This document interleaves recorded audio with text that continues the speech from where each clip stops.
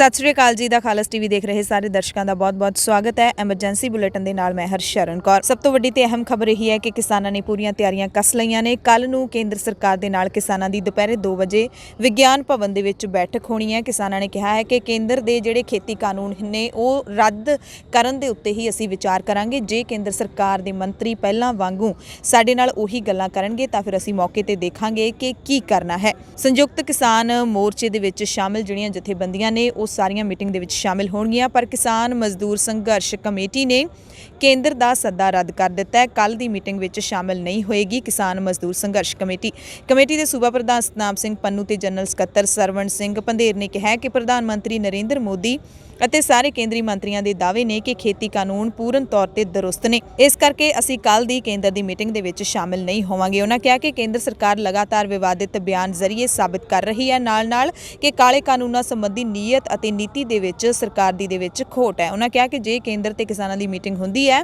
ਤਾਂ ਖੇਤੀ ਕਾਨੂੰਨ ਵਾਪਸ ਲੈਣ, ਸਾਰੀਆਂ ਫਸਲਾਂ ਦੀ ਖਰੀਦ ਦੀ ਗਰੰਟੀ ਦਾ ਕਾਨੂੰਨ ਲਿਆਉਣ, ਬਿਜਲੀ ਸੋਧ ਬਿੱਲ 2020 ਰੱਦ ਕਰਨ, ਪ੍ਰਦੂਸ਼ਣ ਐਕਟ ਵਾਪਸ ਲੈਣ ਤੇ ਹੀ ਗੱਲਬਾਤ ਨਾਲ ਕੋਈ ਨਤੀਜਾ ਨਿਕਲ ਸਕਦਾ ਹੈ। ਪਰ केंद्र इन्हां मुद्दों ते गल ही नहीं कर रहा, सगों सोधा करन ते ही लंबी विचार चर्चा करदी है। उन्हें कहा कि पहला ही खेती बिलों ते लंबी चर्चा हो चुकी है, इसलिए गल सिर्फ हाँ जां ना ते ही पहला मुक्की सी ते हुण भी असीं तां ही गल करांगे जे केंद्र सरकार साडीआं मंगां दे उत्ते गल करेगी। ਸਿੰਘੂ ਬਾਰਡਰ ਤੋਂ द खालस टीवी ਤੇ ਅਸੀਂ ਤੁਹਾਨੂੰ ਖਾਸ ਖਬਰ ਦੱਸ ਦਈਏ ਕਿ 100 ਤੋਂ ਵੱਧ NRI ਪੰਜਾਬੀ ਸਿੰਘੂ ਬਾਰਡਰ ਤੇ ਪਹੁੰਚ ਚੁੱਕੇ ਨੇ। ਸਿੱਧਾ ਉਹਨਾਂ ਨੇ ਦਿੱਲੀ ਦੇ ਹਵਾਈ ਅੱਡੇ ਤੋਂ ਸਿੰਘੂ ਤੱਕ ਦੀ ਬੱਸ ਫੜੀ ਹੈ ਤੇ ਸਿੰਘੂ ਪਹੁੰਚ ਗਏ। ਉਹਨਾਂ ਨੇ ਕਿਹਾ ਕਿ ਅਸੀਂ ਸਹੁੰ ਖਾਧੀ ਹੈ, ਜਦੋਂ ਤੱਕ ਕੇਂਦਰ ਦੇ ਕਾਲੇ ਕਾਨੂੰਨ ਰੱਦ ਨਹੀਂ ਹੁੰਦੇ ਉਹਨਾਂ ਚਿਰ ਤੱਕ ਅਸੀਂ ਪੰਜਾਬ ਆਪਣੇ ਘਰਾਂ ਦੇ ਵਿੱਚ ਨਹੀਂ ਜਾਵਾਂਗੇ। ਅਸੀਂ ਸਿੰਘੂ, ਟਿਕਰੀ, ਗਾਜ਼ੀਪੁਰ ਤੇ ਹੋਰ ਬਾਰਡਰਾਂ ਦੇ ਉੱਤੇ ਬੈਠੇ ਕਿਸਾਨਾਂ ਦੀ ਹਮਾਇਤ ਕਰਾਂਗੇ। ਕੱਲ ਨੂੰ ਇਹ ਸਾਰੇ ਕਿਸਾਨ ਜਿਹੜੇ ਕਿ ਸੁਰਿੰਦਰ ਮਾਵੀ ਦੀ ਅਗਵਾਈ ਦੇ ਵਿੱਚ ਇੱਥੇ ਪਹੁੰਚੇ ਨੇ, ਉਹ ਦੁਪਹਿਰੇ 12 ਵਜੇ ਦੇ ਕਰੀਬ ਸਿੰਘੂ ਬਾਰਡਰ ਦੀ ਮੁੱਖ ਸਟੇਜ ਤੋਂ ਆਪਣੇ ਕਿਸੇ ਪ੍ਰੋਗਰਾਮ ਦਾ ਐਲਾਨ ਕਰਨਗੇ। बिहार तो खबर है जिथे खेती कानूनों का विरोध कर रहे किसानों के उत्ते पुलिस ने लाठी चार्ज किया। बिहार के किसानों ने जदों राज भवन वाल अज मार्च कढ़िया तो पुलिस ने जोरदार लाठी चार्ज किया। बहुत सारे किसानों नूं डूंघियां सट्टां वजियां। ऑल इंडिया किसान संघर्ष कोआर्डीनेटर कमेटी के सद्दे ते किसान कानूनों का विरोध करने लई जदों राज भवन वाल मार्च कर रहे सी तां राह विच पुलिस ने बैरीकेड ला के उन्हां नूं रोकिया ते लाठी चार्ज शुरू कर दिता। इस मार्च विच होर भी कई जथेबंदियां ने अपना समर्थन दिता सी। पुलिस मुलाजमां ने औरत किसानों नूं भी नहीं बख्शिया ते लाठी चार्ज दौरान पूरी बेरहमी दिखाई। संयुक्त किसान मोर्चे के लीडरां ने बिहार पुलिस की इस कार्रवाई की सख्त शब्दों में निंदा की है। कल नूं किसान लीडरां दी केंद्र सरकार दे मंत्रियों दे नाल होण वाली बैठक दे लई द खालस टीवी ते भारतीय किसान यूनियन सिद्धूपुर दे प्रधान जगजीत सिंह डल्लेवाला ने कहा है कि केंद्र सरकार दे नाल दो टुक गलबात ही होएगी। उन्हां नूं लगदा है कि केंद्र सरकार दे नाल मीटिंग कोई बहुती लंबी नहीं रहण वाली ते कल दी मीटिंग दे विच कोई हल निकलण दी भी उन्हां नूं आस नहीं हैगी। इसे तरह पंजाब किसान यूनियन दे लीडर रुलदू सिंह ने द खालस टीवी दे नाल गलबात दौरान कहा कि कल दी बैठक दे विच इन्नी छेती हल निकलण वाला नहीं है। रुलदू सिंह ने अंदाजा लाया है कि किसानी संघर्ष हाले बहुत लंबा चलण वाला है ते कई महीनों तक सानू इत्थे बैठे रहना पै सकदा है। रुलदू सिंह ने अपना दावा भी स्पष्ट किया कि जे एक किसान भी इस मोर्चे विचों वापस चला जाएगा तो जिहड़े किसान लीडर ने वो इत्थों वापस नहीं जाणगे, जां तां वो खेती कानून रद्द करवाउणगे ते जां फिर उन्हां दीयां लाशां इत्थों जाणगीਆਂ। भारतीय किसान यूनियन के लीडर राकेश टिकैत ने टिकरी बार्डर उत्ते वड्डा ऐलान किया। उन्होंने कहा कि 26 जनवरी की परेड दे विच किसान हिस्सा लैणगे। 1 ਲੱਖ ट्रैक्टरां दे उत्ते तिरंगे ला के किसान दिल्ली दे विच 26 जनवरी नूं दाखिल होणगे। उन्होंने कहा कि फिर देखांगे कि तिरंगे ते वाटर कैनन कौन चलाउंदा है। टिकैत ने कहा कि एक विचारधारक क्रांति है, बंदूकां दे नाल नहीं दबेगी। इसदा हल तीनों खेतीबाड़ी कानूनां नूं वापस लैके ही यानी कि रद्द लैके ही निकलेगा। किसान सोध की पेशकश पहलां ही रद्द कर चुके हैं। उन्होंने कहा कि किसान दे ट्रैक्टर ने टैंकां दा काम कीता। ਤੇ ਉਹਦੇ ਸੰਯੁਕਤ ਕਿਸਾਨ ਮੋਰਚੇ ਦੇ ਲੀਡਰਾਂ ਨੇ ਜਿਹੜਾ 30 ਦਸੰਬਰ ਨੂੰ ਟਰੈਕਟਰ ਮਾਰਚ ਕੱਢਿਆ ਜਾਣਾ ਸੀ ਉਹ ਹੁਣ 31 ਦਸੰਬਰ ਤੇ ਪਾ ਦਿੱਤਾ, ਕਿਉਂਕਿ ਜਿਹੜੀ ਕੇਂਦਰ ਸਰਕਾਰ ਹੈ ਉਸਨੇ 29 ਦੀ ਥਾਂ 30 ਦਸੰਬਰ ਨੂੰ ਗੱਲਬਾਤ ਦਾ ਸੱਦਾ ਭੇਜਿਆ ਤੇ ਉਹ ਵੀ ਦੁਪਹਿਰੇ 2 ਵਜੇ ਦਾ। ਕਿਸਾਨ ਲੀਡਰ ਜਗਜੀਤ ਸਿੰਘ ਡੱਲੇਵਾਲਾ ਨੇ ਵੀ ਕਿਹਾ ਹੈ ਕਿ ਕੇਂਦਰ ਸਰਕਾਰ ਚਾਹੁੰਦੀ ਸੀ ਕਿ ਕਿਸਾਨਾਂ ਦੇ ਇਸ ਸੰਘਰਸ਼ ਨੂੰ ਕੁਚਲ ਦਿੱਤਾ ਜਾਵੇ, ਟਰੈਕਟਰ ਮਾਰਚ ਨੂੰ ਵਿੱਚ ਹੀ ਮਲੀਆਮੇਟ ਕਰ ਦਿੱਤਾ ਜਾਵੇ। ਇਸੇ ਕਰਕੇ ਉਹਨਾਂ ਨੇ ਜਿਹੜੀ 30 ਤਰੀਕ ਹੈ ਉਹ ਮੀਟਿੰਗ ਦੇ ਲਈ ਰੱਖੀ ਹੈ ਤੇ ਪਰ ਅਸੀਂ ਇਸ ਨੂੰ ਮਲੀਆਮੇਟ ਨਹੀਂ ਕਰਨ ਦਿਆਂਗੇ। इस करके इसकी 30 दसंबर वाला प्रोग्राम 31 दसंबर ते पा दिता है। किसान लीडर रुलदू सिंह ने भी कहा है कि ਕੇਂਦਰ ਸਰਕਾਰ ਸਾਡੇ ਨਾਲ ਚਾਲਬਾਜ਼ੀ ਖੇਡ ਰਹੀ ਸੀ, ਪਰ ਅਸੀਂ ਆਪਣਾ ਜਿਹੜਾ ਟਰੈਕਟਰ ਮਾਰਚ ਹੈ ਉਹ ਕੱਢ ਕੇ ਹੀ ਹਟਾਂਗੇ। ਉਹਨਾਂ ਦੱਸਿਆ ਕਿ ਮਾਰਚ ਦੇ ਵਿੱਚ ਹਜ਼ਾਰਾਂ ਦੀ ਗਿਣਤੀ ਵਿੱਚ ਟਰੈਕਟਰ ਸ਼ਾਮਿਲ ਹੋਣਗੇ। ਇਹ ਟਰੈਕਟਰ ਪੰਜਾਬ, ਹਰਿਆਣਾ ਤੇ ਯੂਪੀ ਦੇ ਕਿਸਾਨ ਲੈ ਕੇ ਆਉਣਗੇ ਤੇ ਜਿਹੜੇ ਮੋਰਚੇ ਦੇ ਵਿੱਚ ਸ਼ਾਮਿਲ ਟਰੈਕਟਰ ਹੈਗੇ ਨੇ ਉਹ ਆਪਣੀ ਥਾਂ ਤੇ ਖੜੇ ਰਹਿਣਗੇ, ਉਹਨਾਂ ਨੂੰ ਹਿਲਾਇਆ ਨਹੀਂ ਜਾਵੇਗਾ।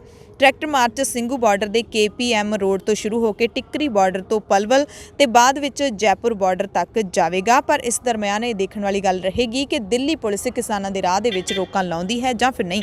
ਆਮ ਆਦਮੀ ਪਾਰਟੀ ਨੇ ਐਲਾਨ ਕੀਤਾ ਹੈ ਕਿ ਸਿੰਘੂ ਬਾਰਡਰ ਦੇ ਉੱਤੇ ਅੰਦੋਲਨਕਾਰੀ ਕਿਸਾਨਾਂ ਦੇ ਲਈ ਫ੍ਰੀ ਵਾਈਫਾਈ ਹੌਟਸਪੌਟ ਦੀ ਸੇਵਾ ਸ਼ੁਰੂ ਕੀਤੀ ਜਾਏਗੀ। PTI ਨਿਊਜ਼ ਏਜੰਸੀ ਦੇ ਮੁਤਾਬਿਕ ਆਮ ਆਦਮੀ ਪਾਰਟੀ ਦੇ ਲੀਡਰ ਰਾਘਵ ਚੱਡਾ ਨੇ ਕਿਹਾ ਹੈ ਕਿ ਸਿੰਘੂ ਬਾਰਡਰ ਤੇ Aam Aadmi party free wifi hotspot ਦੀ ਸੇਵਾ ਕਿਸਾਨਾਂ ਦੇ ਲਈ ਜਲਦ ਲੈ ਕੇ ਆਵੇਗੀ। ਟੋਰਾਂਟੋ ਦੇ ਵਿੱਚ ਭਾਰਤੀ ਦੂਤਾਵਾਸ ਮੂਹਰੇ ਪ੍ਰਦਰਸ਼ਨ ਕੀਤਾ ਗਿਆ। ਟੋਰਾਂਟੋ ਸਥਿਤ ਭਾਰਤੀ ਦੂਤਾਵਾਸ ਦੇ ਸਾਹਮਣੇ ਕੈਨੇਡੀਅਨ ਭਾਰਤੀਆਂ ਨੇ ਭਾਰਤ ਦੇ ਕਿਸਾਨ ਸੰਘਰਸ਼ ਦੇ ਹੱਕ ਵਿੱਚ ਰੋਸ ਵਿਖਾਵਾ ਕੀਤਾ। ਭਾਰਤੀ ਸੰਯੁਕਤ ਕਿਸਾਨ ਮੋਰਚੇ ਦੇ ਸੱਦੇ ਉੱਤੇ ਟੋਰਾਂਟੋ ਦੀਆਂ 14 ਅਗਾਂਹ ਵਧੂ ਜਥੇਬੰਦੀਆਂ ਵਾਲੀ ਫਾਰਮਰਜ਼ ਸਪੋਰਟ ਕੋਆਰਡੀਨੇਸ਼ਨ ਕਮੇਟੀ ਦੇ ਸੱਦੇ ਤੇ ਇਹ ਮੁਜ਼ਾਹਰਾ ਕੀਤਾ ਗਿਆ। ਇਸ ਮੌਕੇ ਹਾਜ਼ਰ ਲੋਕਾਂ ਨੇ ਹੱਥਾਂ ਵਿੱਚ ਬੈਨਰ ਫੜੇ ਹੋਏ ਸੀ ਤੇ ਨਾਅਰੇਬਾਜ਼ੀ ਕਰਦਿਆਂ ਉਹਨਾਂ ਨੇ ਕਿਸਾਨਾਂ ਦੀਆਂ ਮੰਗਾਂ ਦੀ ਹਮਾਇਤ ਕੀਤੀ। ਇਸ ਮੌਕੇ ਮੁਜ਼ਾਹਰਾਕਾਰੀਆਂ ਦੇ ਵੱਲੋਂ ਕਾਰ ਰੈਲੀ ਵੀ ਕੱਢੀ ਗਈ। ਬੁਲਾਰਿਆਂ ਨੇ ਭਾਰਤ ਸਰਕਾਰ ਦੇ ਕਿਸਾਨਾਂ ਦੀਆਂ ਜਾਇਜ਼ ਮੰਗਾਂ ਸੰਬੰਧੀ ਅਪਣਾਏ ਅੜੀਅਲ ਵਤੀਰੇ ਦੀ ਸਖਤ ਸ਼ਬਦਾਂ ਦੇ ਵਿੱਚ ਨਿੰਦਿਆ ਕੀਤੀ।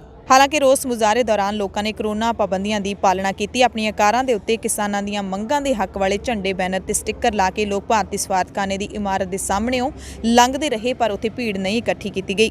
ਦਿੱਲੀ ਮੋਰਚੇ ਵਿੱਚ ਠੰਡ ਲੱਗਣ ਕਾਰਨ ਇੱਕ ਹੋਰ ਕਿਸਾਨ ਦੀ ਮੌਤ ਹੋ ਗਈ ਹੈ। ਮ੍ਰਿਤਕ ਕਿਸਾਨ ਪਿਆਰਾ ਸਿੰਘ ਮਾਨਸਾ ਦੇ ਪਿੰਡ ਧਰਮਪੁਰਾ ਦਾ ਰਹਿਣ ਵਾਲਾ ਸੀ। 3 ਖੇਤੀ ਕਾਨੂੰਨਾਂ ਦੇ ਵਿਰੋਧ ਵਿੱਚ ਦਿੱਲੀ ਦੇ ਬਾਰਡਰ ਤੇ ਡਟਿਆ ਹੋਇਆ ਸੀ। ਮਾਨਸਾ ਜ਼ਿਲ੍ਹੇ ਦੇ ਹੁਣ ਤੱਕ ਕਈ ਕਿਸਾਨ ਕਿਸਾਨੀ ਸੰਘਰਸ਼ ਦੀ ਭੇਂਟ ਚੜ੍ਹ ਚੁੱਕੇ ਨੇ।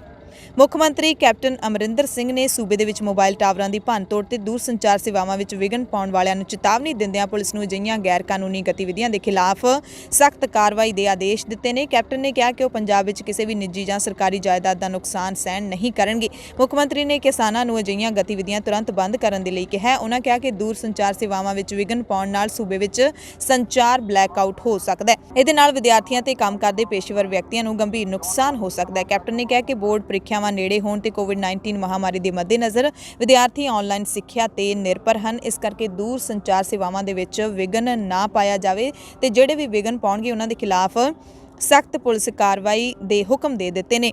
ਤੇ ਉਧਰ ਕਿਸਾਨ ਲੀਡਰਾਂ ਨੇ ਵੀ ਮੋਬਾਈਲ ਟਾਵਰ ਦੇ ਬਿਜਲੀ ਕਨੈਕਸ਼ਨ ਕੱਟਣ ਦਾ ਪ੍ਰੋਗਰਾਮ ਫਿਲਹਾਲ ਮੁਲਤਵੀ ਕਰ ਦਿੱਤਾ ਹੈ। ਕਿਸਾਨ ਲੀਡਰਾਂ ਨੇ ਕਿਹਾ ਹੈ ਕਿ ਵਿਦਿਆਰਥੀਆਂ ਦੀ ਆਨਲਾਈਨ ਪੜ੍ਹਾਈ ਦੇ ਮੱਦੇਨਜ਼ਰ ਅਸੀਂ ਇਹ ਪ੍ਰੋਗਰਾਮ ਫਿਲਹਾਲ ਮੁਲਤਵੀ ਕਰਦੇ ਹਾਂ।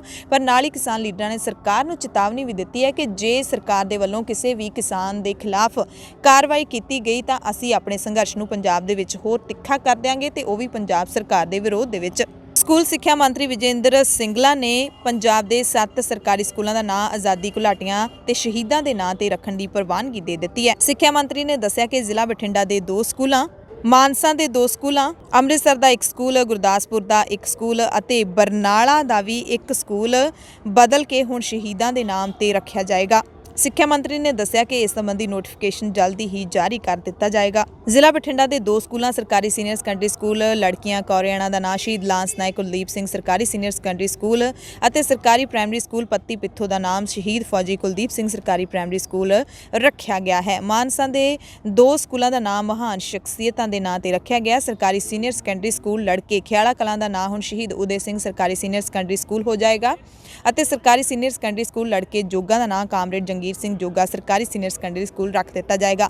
ਜ਼ਿਲ੍ਹਾ ਅੰਮ੍ਰਿਤਸਰ ਦੇ ਸਰਕਾਰੀ ਸੀਨੀਅਰ ਸੈਕੰਡਰੀ ਸਕੂਲ ਲੜਕੇ ਸਠਿਆਲਾ ਦਾ ਨਾਂ ਸ਼ਹੀਦ ਇੰਸਪੈਕਟਰ ਰਗਬੀਰ ਸਿੰਘ ਸਰਕਾਰੀ ਸੀਨੀਅਰ ਸੈਕੰਡਰੀ ਸਕੂਲ ਹੋ ਜਾਏਗਾ ਤੇ ਗੁਰਦਾਸਪੁਰ ਦੇ ਸਰਕਾਰੀ ਮਿਡਲ ਸਕੂਲ ਵਿੰਜਵਾ ਦਾ ਨਾਂ ਸ਼ਹੀਦ ਹਵਾਲਦਾਰ ਰਜਿੰਦਰ ਸਿੰਘ ਸਰਕਾਰੀ ਮਿਡਲ ਸਕੂਲ ਹੋ ਜਾਏਗਾ। ਸਰਕਾਰੀ senior secondary school Ghunnas Barnala ਦਾ ਨਾਮ ਸ਼ਹੀਦ ਸਿਪਾਹੀ ਦਲੀਪ ਸਿੰਘ ਸਰਕਾਰੀ ਸੀਨੀਅਰ ਸੈਕੰਡਰੀ ਸਕੂਲ ਰੱਖ ਦਿੱਤਾ ਗਿਆ। ਨਵਜੋਤ ਸਿੰਘ ਸਿੱਧੂ ਦੇ ਖਿਲਾਫ ਕਾਰਵਾਈ ਲਈ ਸ਼੍ਰੀ ਅਕਾਲ ਤਖਤ ਸਾਹਿਬ ਦੇ ਜਥੇਦਾਰ ਤੇ ਪੁਲਿਸ ਨੂੰ ਮੰਗ ਪੱਤਰ ਦੇ ਦਿੱਤਾ ਗਿਆ। ਸਿੱਖ ਭਾਵਨਾਵਾਂ ਨੂੰ ਠੇਸ ਪਹੁੰਚਾਉਣ ਦੇ ਇਲਜ਼ਾਮ ਲੱਗੇ ਨੇ। ਸਿੱਖ ਯੂਥ ਪਾਵਰ ਆਫ ਪੰਜਾਬ ਨੇ ਅਕਾਲ ਤਖਤ ਸਾਹਿਬ ਦੇ ਸਕੱਤਰੇਤ ਵਿਖੇ ਚਿੱਠੀ ਦੇ ਕੇ ਕਾਂਗਰਸੀ ਵਿਧਾਇਕ ਨਵਜੋਤ ਸਿੰਘ ਸਿੱਧੂ ਦੇ ਖਿਲਾਫ ਸਿੱਖ ਭਾਵਨਾਵਾਂ ਨੂੰ ਠੇਸ ਪਹੁੰਚਾਉਣ ਦੇ ਦੋਸ਼ ਹੇਠ ਕਾਰਵਾਈ ਦੀ ਮੰਗ ਕੀਤੀ ਹੈ।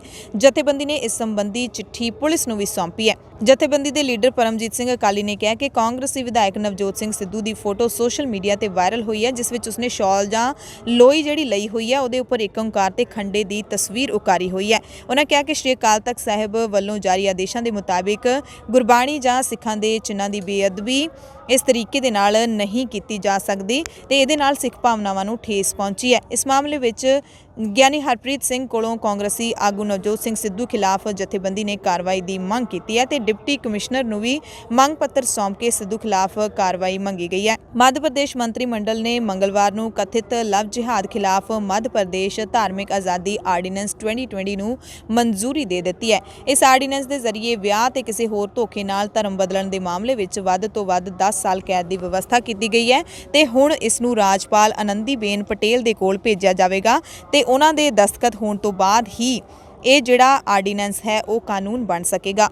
ਯੂਰਪੀਅਨ ਯੂਨੀਅਨ ਵਿੱਚ ਸ਼ਾਮਿਲ ਮੁਲਕ ਆਸਟਰੀਆ ਨੇ 27 ਦਸੰਬਰ ਨੂੰ ਛੋਟੇ ਸਾਹਿਬਜ਼ਾਦਿਆਂ ਦੇ ਸ਼ਹੀਦੀ ਦਿਹਾੜੇ ਮੌਕੇ ਸਿੱਖ ਧਰਮ ਨੂੰ ਰਜਿਸਟਰ ਕਰ ਦਿੱਤਾ ਹੈ। ਸ਼੍ਰੋਮਣੀ ਗੁਰਦੁਆਰਾ ਪ੍ਰਬੰਧਕ ਕਮੇਟੀ ਦੇ ਸਾਬਕਾ ਪ੍ਰਧਾਨ ਗੋਬਿੰਦ ਸਿੰਘ ਲੌਂਗੋਵਾਲ ਨੇ ਆਸਟਰੀਆ ਦਾ ਤਹਿ ਦਿਲੋਂ ਧੰਨਵਾਦ ਕੀਤਾ ਹੈ। ਲੌਂਗੋਵਾਲ ਨੇ ਆਸਟਰੀਆ ਦੀ ਸਰਕਾਰ ਦਾ ਧੰਨਵਾਦ ਕਰਦਿਆਂ ਕਿਹਾ ਕਿ ਸਿੱਖ ਕੌਮ ਲਈ ਮਾਣ ਵਾਲੀ ਗੱਲ ਹੈ।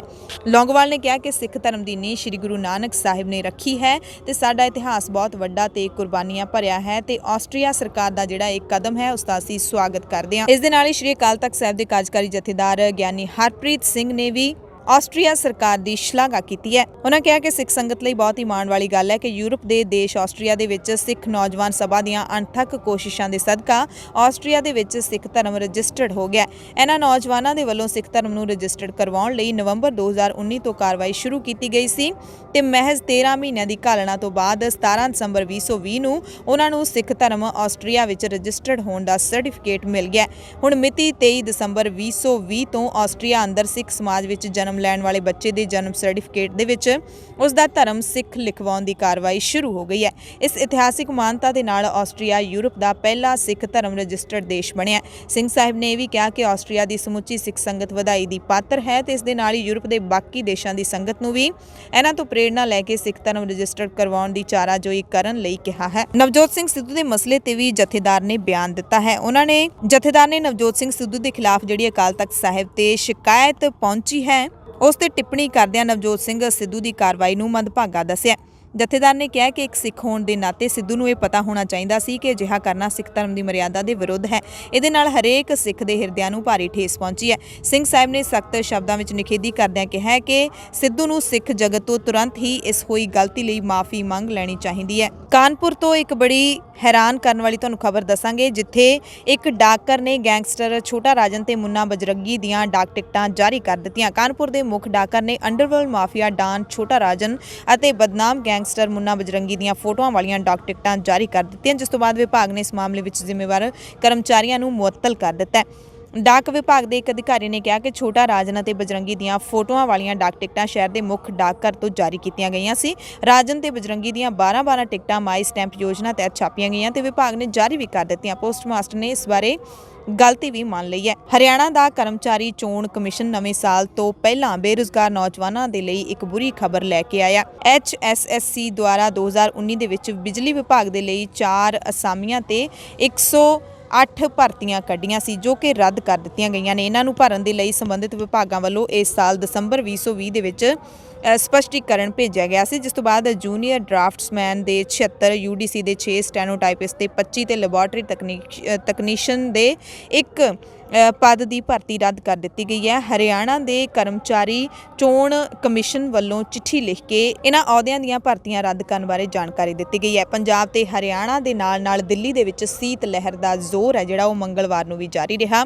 ਅੰਮ੍ਰਿਤਸਰ ਦੇ ਵਿੱਚ ਤਾਪਮਾਨ 0.4 ਡਿਗਰੀ ਸੈਲਸੀਅਸ ਰਿਹਾ, ਜਿਹੜਾ ਕਿ ਬਹੁਤ ਹੀ ਘੱਟ ਤਾਪਮਾਨ ਰਿਹਾ। ਧੁੰਦ ਕਾਰਨ ਦੋਵਾਂ ਸੂਬਿਆਂ ਵਿੱਚ ਕਈ ਥਾਵਾਂ ਤੇ ਆਮ ਜਨਜੀਵਨ ਪ੍ਰਭਾਵਿਤ ਹੋਇਆ। ਹਰਿਆਣਾ ਦੇ ਨਾਰਨੌਲ ਦੇ ਵਿੱਚ ਵੀ ਤਾਪਮਾਨ 0.3 ਡਿਗਰੀ ਸੈਲਸੀਅਸ ਰਿਹਾ। ਚੰਡੀਗੜ੍ਹ ਦੇ ਵਿੱਚ ਵੀ ਤਾਪਮਾਨ 2.8 ਡਿਗਰੀ ਸੈਲਸੀਅਸ ਦਰਜ ਕੀਤਾ ਗਿਆ ਤੇ ਦਿੱਲੀ ਦੀ ਜੇ ਗੱਲ ਕਰ ਲਈਏ, ਇੱਥੇ ਵੀ ਕੜਾਕੇ ਦੀ ਠੰਡ ਪੈ ਰਹੀ ਹੈ। ਕਿਸਾਨ ਬਾਰਡਰਾਂ ਦੇ ਉੱਤੇ ਡਟੇ ਹੋਏ ਨੇ। ਇੱਥੇ ਪਰਸੋਂ ਰਾਤ ਨੂੰ ਮੀਂਹ ਪਿਆ ਸੀ, ਉਸ ਤੋਂ ਬਾਅਦ ਲਗਾਤਾਰ ਠੰਡ ਵਧਣੀ ਸ਼ੁਰੂ ਹੋ ਗਈ ਹੈ। ਸਵੇਰੇ ਤੇ ਸ਼ਾਮ ਦੀ ਠੰਡ ਹੈ ਜਿਹੜੀ ਉਹ ਲੋਕਾਂ ਨੂੰ ਬੁਰੀ ਤਰ੍ਹਾਂ ਦੇ ਨਾਲ ਠਾਰ ਰਹੀ ਹੈ। ਭਾਵੇਂ ਕਿ ਕਿਸਾਨ ਇਸ ਠੰਡ ਨੂੰ ਗੌਲ ਨਹੀਂ ਰਹੇ, ਪਰ ਠੰਡ ਹੈ। ਦਿੱਲੀ ਦੇ ਵਿੱਚ ਤਾਪਮਾਨ 3 ਡਿਗਰੀ ਸੈਲਸੀਅਸ ਦਰਜ ਕੀਤਾ ਗਿਆ। ਬਰਤਾਨੀਆ ਤੋਂ ਭਾਰਤ ਪਰਤੇ 6 ਵਿਅਕਤੀਆਂ ਦੇ ਨਮੂਨਿਆਂ ਦੇ ਵਿੱਚ SARS-CoV-2 ਦਾ ਨਵਾਂ ਸਰੂਪ ਨਜ਼ਰ ਆਇਆ। ਕੇਂਦਰੀ ਸਿਹਤ ਮੰਤਰਾਲੇ ਨੇ ਅੱਜ ਕਿਹਾ ਕਿ ਬੰਗਲੌਰ ਦੇ ਨਿਮਹਾਂਸ, ਹੈਦਰਾਬਾਦ ਦੇ ਵਿੱਚ CCMB ਤੇ ਪੁਣੇ ਦੇ ਵਿੱਚ NIV ਵਿੱਚ ਸਕਰੀਨਿੰਗ ਲਈ ਟੈਸਟ ਕੀਤੇ ਗਏ ਨਮੂਨਿਆਂ ਦੇ ਵਿੱਚ ਵਾਇਰਸ ਦੇ ਨਵੇਂ ਰੂਪ ਦਾ ਪਤਾ ਲੱਗਿਆ। ਮੰਤਰਾਲੇ ਨੇ ਕਿਹਾ ਕਿ ਸੂਬਾ ਸਰਕਾਰਾਂ ਨੇ ਇਹਨਾਂ ਸਾਰੇ ਲੋਕਾਂ ਨੂੰ ਵੱਖੋ-ਵੱਖਰੀਆਂ ਥਾਵਾਂ ਦੇ ਉੱਤੇ ਇਕਾਂਤਵਾਸ ਕਰ ਦਿੱਤਾ ਹੈ ਤੇ ਉਹਨਾਂ ਦੇ ਸੰਪਰਕ ਵਿੱਚ ਆਏ ਲੋਕਾਂ ਨੂੰ ਵੀ ਵੱਖਰੀਆਂ ਰਿਹਾਇਸ਼ੀ ਥਾਵਾਂ ਦੇ ਵਿੱਚ ਰੱਖਿਆ ਗਿਆ। ਕੋਰੋਨਾ ਵੈਕਸੀਨ ਦੀਆਂ ਤਿਆਰੀਆਂ ਵੀ ਸ਼ੁਰੂ ਹੋ ਗਈਆਂ ਨੇ। ਕੇਂਦਰ ਨੇ ਸੂਬਿਆਂ ਨੂੰ ਚਿੱਠੀਆਂ ਲਿਖ ਕੇ ਹੁਕਮ ਦੇ ਦਿੱਤੇ ਨੇ। ਕੇਂਦਰੀ ਗ੍ਰਹਿ ਸਕੱਤਰ ਨੇ ਕੋਵਿਡ-19 ਟੀਕਾਕਰਨ ਬਾਰੇ ਸੂਬਿਆਂ ਦੇ ਮੁੱਖ ਸਕੱਤਰਾਂ ਨੂੰ ਚਿੱਠੀ ਲਿਖੀ ਹੈ। ਚਿੱਠੀ ਵਿੱਚ ਉਹਨਾਂ ਨੇ ਕਿਹਾ ਕਿ ਕੇਂਦਰ ਸ਼ਾਸਿਤ ਪ੍ਰਦੇਸ਼ ਤੇ ਸੂਬਿਆਂ ਦਾ ਜਿਹੜਾ ਪ੍ਰਸ਼ਾਸਨ ਹੈ ਉਹਨਾਂ ਨੂੰ ਸੰਬੰਧਿਤ ਅਧਿਕਾਰੀਆਂ ਦੀ ਪਛਾਣ ਕਰਨ ਤੇ ਇਸ ਸੰਬੰਧ ਵਿੱਚ ਡੇਟਾਬੇਸ ਤਿਆਰ ਕਰਨ, ਲਾਭਪਾਤਰੀਆਂ ਦੇ ਟੀਕੇ ਦੀ ਵੰਡ, ਭੰਡਾਰਨ, ਸੁਰੱਖਿਆ, ਸ਼ਿਪਮੈਂਟ ਤੇ ਟੀਕਾਕਰਨ ਦੀ ਤਿਆਰੀ ਵਿੱਚ ਸਿਹਤ ਮੰਤਰਾਲੇ ਨੂੰ ਸਿੱਧਾ ਸਹਿਯੋਗ ਦੇਣ ਬਾਰੇ ਹੁਕਮ ਦੇਣ ਲਈ ਕਿਹਾ ਹੈ। ਗ੍ਰਹਿ ਸਕੱਤਰ ਨੇ ਆਪਣੀ ਚਿੱਠੀ ਵਿੱਚ ਲਿਖਿਆ ਕਿ ਪਿਛਲੇ 2-3 ਮਹੀਨਿਆਂ ਦੇ ਵਿੱਚ ਦੇਸ਼ ਵਿੱਚ ਸਰਗਰਮ ਮਾਮਲੇ ਘੱਟ ਹੋਏ ਨੇ। ਇਸ ਦੇ ਨਾਲ ਸਥਿਤੀ ਕਾਫੀ ਆਸ਼ਾਵਾਦੀ ਦਿਖਾਈ ਦੇ ਰਹੀ ਹੈ। ਹਾਲਾਂਕਿ ਵਿਸ਼ਵ ਵਿੱਚ ਤੇਜ਼ੀ ਨਾਲ ਵੱਧ ਰਹੇ ਨਵੇਂ ਕੇਸਾਂ ਤੇ ਯੂਕੇ ਵਿੱਚ ਫੈਲ ਰਹੇ ਨਵੇਂ ਵਾਇਰਸ ਦੇ ਕਾਰਨ ਵਧੇਰੇ ਸਾਵਧਾਨੀ ਦੀ ਲੋੜ ਹੈ। ਕਰੋਨਾ ਵਾਇਰਸ ਦਾ ਜਿਹੜਾ ਦੂਜਾ ਰੂਪ ਬਰਤਾਨੀਆ ਦੇ ਵਿੱਚ ਸਾਹਮਣੇ ਆਇਆ ਹੈ, ਉਸ ਦੀ ਚਰਚਾ ਹੁਣ ਪੂਰੀ ਦੁਨੀਆ ਦੇ ਵਿੱਚ ਹੋਣ ਲੱਗੀ ਹੈ ਤੇ ਵਿਸ਼ਵ ਸਿਹਤ ਸੰਸਥਾ ਨੇ ਵੀ ਭਵਿੱਖ ਦੇ ਖਤਰਿਆਂ ਨੂੰ ਦੇਖਦਿਆਂ ਦੁਨੀਆ ਨੂੰ ਚੇਤੰਨ ਕੀਤਾ। WHO ਨੇ ਕਿਹਾ ਕਿ ਕਰੋਨਾ ਵਾਇਰਸ ਤੋਂ ਵੀ ਖਤਰਨਾਕ ਮਹਾਮਾਰੀ ਭਵਿੱਖ ਵਿੱਚ ਆ ਸਕਦੀ ਹੈ। ਦੁਨੀਆ ਨੂੰ ਇਸ ਦੀਆਂ ਤਿਆਰੀਆਂ ਨੂੰ ਲੈ ਕੇ ਗੰਭੀਰ ਰਹਿਣਾ ਚਾਹੀਦਾ ਹੈ। WHO ਦੇ ਐਮਰਜੈਂਸੀ ਚੀਫ ਮਿਸ਼ੇਲ ਰਾਇਨ ਨੇ ਕਰੋਨਾ ਵਾਇਰਸ ਦੇ 1 ਸਾਲ ਪੂਰਾ ਹੋਣ ਤੇ ਇਹ ਜਾਣਕਾਰੀ ਦਿੱਤੀ। ਪਿਛਲੇ ਸਾਲ ਕਰੋਨਾ ਵਾਇਰਸ ਦੀ ਨਵੀਂ ਕਿਸਮ ਚੀਨ ਦੇ ਵਿੱਚ ਮਿਲੀ ਸੀ, ਜਿਸ ਤੋਂ ਬਾਅਦ ਹੁਣ ਤੱਕ ਦੁਨੀਆ ਦੇ ਵਿੱਚ 18 ਲੱਖ ਲੋਕਾਂ ਦੀ ਮੌਤ ਹੋ ਚੁੱਕੀ ਹੈ ਤੇ 8 ਕਰੋੜ ਤੋਂ ਵੱਧ ਲੋਕ ਕਰੋਨਾ ਦੀ ਚਪੇਟ ਵਿੱਚ ਆ ਚੁੱਕੇ ਨੇ।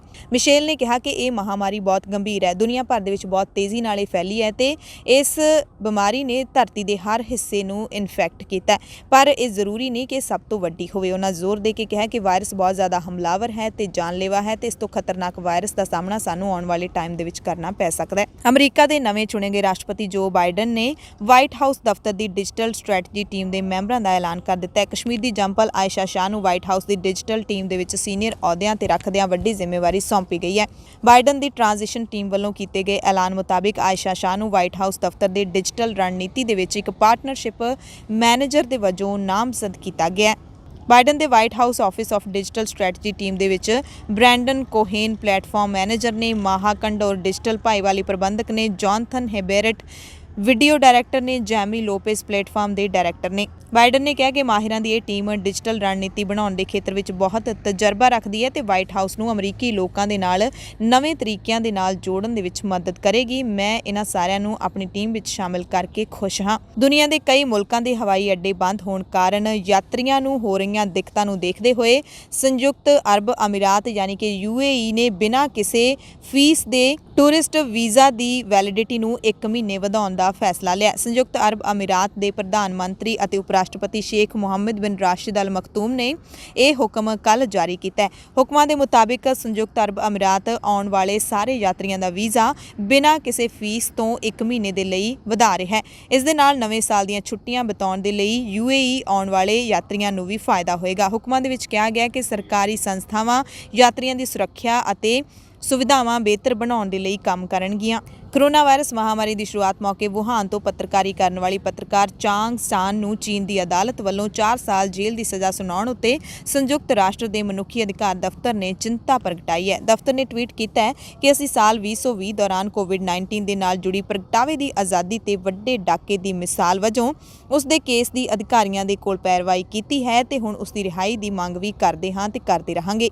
ਚੀਨ ਦੀ ਇੱਕ ਅਦਾਲਤ ਨੇ ਪੱਤਰਕਾਰ ਚਾਂਗ ਚਾਨ ਨੂੰ ਵਿਵਾਦ ਪੈਦਾ ਕਰਨ ਤੇ ਮੁਸ਼ਕਲਾਂ ਖੜੀਆਂ ਕਰਨ ਦਾ ਦੋਸ਼ੀ ਮੰਨਦਿਆਂ 4 ਸਾਲ ਜੇਲ੍ਹ ਦੀ ਸਜ਼ਾ ਸੁਣਾਈ ਹੈ। ਸਾਊਦੀ ਦੀ ਫੇਮਸ ਔਰਤਾਂ ਦੇ ਅਧਿਕਾਰਾਂ ਦੀ ਕਾਰਕੁਨ ਨੂੰ 6 ਸਾਲ ਕੈਦ ਦੀ ਸਜ਼ਾ ਸੁਣਾਈ ਗਈ ਹੈ। ਸਰਕਾਰੀ ਮੀਡੀਆ ਦੇ ਮੁਤਾਬਿਕ ਸਾਊਦੀ ਅਰਬ ਦੇ ਵਿੱਚ ਸਜ਼ਾ ਦਾ ਐਲਾਨ ਸੋਮਵਾਰ ਨੂੰ ਅੱਤਵਾਦ ਰੋਕੂ ਐਕਟ ਦੇ ਤਹਿਤ ਕੀਤਾ ਗਿਆ। ਔਰਤਾਂ ਦੇ ਹੱਕਾਂ ਲਈ ਆਵਾਜ਼ ਬੁਲੰਦ ਕਰਨ ਵਾਲੀ ਲੁਜਾਨ ਅਲ ਹਥਲੌਲ ਪਿਛਲੇ 2.5 ਸਾਲਾਂ ਤੋਂ ਜੇਲ੍ਹ ਵਿੱਚ ਹੈ, ਜਿਹਦੀ ਸੱਜੇ ਪੱਖੀ ਸਮੂਹਾਂ ਤੇ ਅਮਰੀਕੀ ਸੰਸਦ ਮੈਂਬਰਾਂ ਤੇ ਯੂਰਪੀਅਨ ਸੰਸਦ ਮੈਂਬਰਾਂ ਨੇ ਆਲੋਚਨਾ ਕੀਤੀ ਹੈ। ਤੇ ਸਾਊਦੀ ਅਰਬ ਦੇ ਵਿੱਚ ਔਰਤਾਂ ਦੇ ਹੱਕਾਂ ਲਈ ਡਟਣ ਵਾਲੀ ਇਸ ਕਾਰਕੁਨ ਨੂੰ 6 ਸਾਲ ਦੀ ਸਜ਼ਾ ਹੈ ਜਿਹੜੀ ਉਹ ਸੁਣਾ ਦਿੱਤੀ ਗਈ ਹੈ। ਅਲ ਹਥਲੌਲ ਨੂੰ ਉਹਨਾਂ ਔਰਤਾਂ ਦੇ ਵਿੱਚ ਗਿਣਿਆ ਜਾਂਦਾ ਹੈ ਜੋ ਔਰਤਾਂ ਨੂੰ ਵਾਹਨ ਚਲਾਉਣ ਦੀ ਇਜਾਜ਼ਤ ਦੇਣ ਅਤੇ ਮਰਦ ਸਰਪ੍ਰਸਤੀ ਕਾਨੂੰਨ ਨੂੰ ਹਟਾਉਣ ਦੀ ਮੰਗ ਕਰਦੀਆਂ ਸੀ। ਉਹਨਾਂ ਦਾ ਮੰਨਣਾ ਸੀ ਕਿ ਔਰਤਾਂ ਦੇ ਆਜ਼ਾਦੀ ਨਾਲ ਘੁੰਮਣ ਦੇ ਅਧਿਕਾਰਾਂ ਦੀ ਉਲੰਘਣਾ ਕਰ ਰਿਹਾ ਹੈ। ਸਰਕਾਰੀ ਮੀਡੀਆ ਨੇ ਕਿਹਾ ਕਿ ਅੱਤਵਾਦ ਰੋਕੂ ਅਦਾਲਤ ਨੇ ਅਲ ਹਥਲੌਲ ਨੂੰ ਤਬਦੀਲੀਆਂ ਲਈ ਅੰਦੋਲਨ ਕਰਨਾ, ਵਿਦੇਸ਼ੀ ਏਜੰਡਾ ਚਲਾਉਣਾ, ਇੰਟਰਨੈਟ ਦੀ ਵਰਤੋਂ ਜਨਤਕ ਵਿਵਸਥਾ ਨੂੰ ਨੁਕਸਾਨ ਪਹੁੰਚਾਉਣ ਲਈ ਕਰਨ ਸਮੇਤ ਕਈ ਦੋਸ਼ਾਂ ਦੇ ਲਈ ਦੋਸ਼ੀ ਮੰਨਿਆ। ਅਦਾਲਤ ਨੇ ਅਲ ਹਥਲੌਲ ਨੂੰ ਉਹਨਾਂ ਵਿਅਕਤੀਆਂ ਤੇ ਅਦਾਰਿਆਂ ਦਾ ਸਮਰਥਨ ਕਰਨ ਲਈ ਵੀ ਦੋਸ਼ੀ ਠਹਿਰਾਇਆ ਜਿਨ੍ਹਾਂ ਨੇ ਅੱਤਵਾਦ ਰੋਕੂ ਐਕਟ ਤਹਿਤ ਜੁਰਮ ਕੀਤੇ ਨੇ। ਔਰਤਾਂ ਦੇ ਅਧਿਕਾਰਾਂ ਦੀ ਕਾਰਕੁਨ ਦੇ ਕੋਲ ਫੈਸਲੇ ਨੂੰ ਚੁਣੌਤੀ ਦੇਣ ਲਈ 30 ਦਿਨ ਦਾ ਸਮਾਂ ਹੈ ਤੇ 31 ਸਾਲਾਂ ਦੀ ਸਾਊਦੀ ਕਾਰਕੁਨ ਜੇਲ੍ਹ ਵਿੱਚ ਵੀ ਸਾਊਦੀ ਅਰਬ ਦੇ ਵਿੱਚ ਮਨੁੱਖੀ ਅਧਿਕਾਰਾਂ ਦੇ ਬਾਰੇ ਸਪਸ਼ਟ ਬੋਲਦੀ ਹੈ। ਉਸਨੇ ਆਪਣੀ ਆਜ਼ਾਦੀ ਦੇ ਹੱਕ ਵਿੱਚ ਭੁੱਖ ਹੜਤਾਲ ਵੀ ਸ਼ੁਰੂ ਕੀਤੀ ਹੋਈ ਹੈ ਤੇ ਹੋਰ ਮਹਿਲਾ ਵਰਕਰਾਂ ਦਾ ਵੀ ਸਮਰਥਨ ਕੀਤਾ ਹੈ। ਐਮਰਜੈਂਸੀ ਬੁਲੇਟਿਨ ਦੇਖਣ ਵਾਲੇ ਸਾਰੇ ਦਰਸ਼ਕਾਂ ਦਾ ਧੰਨਵਾਦ।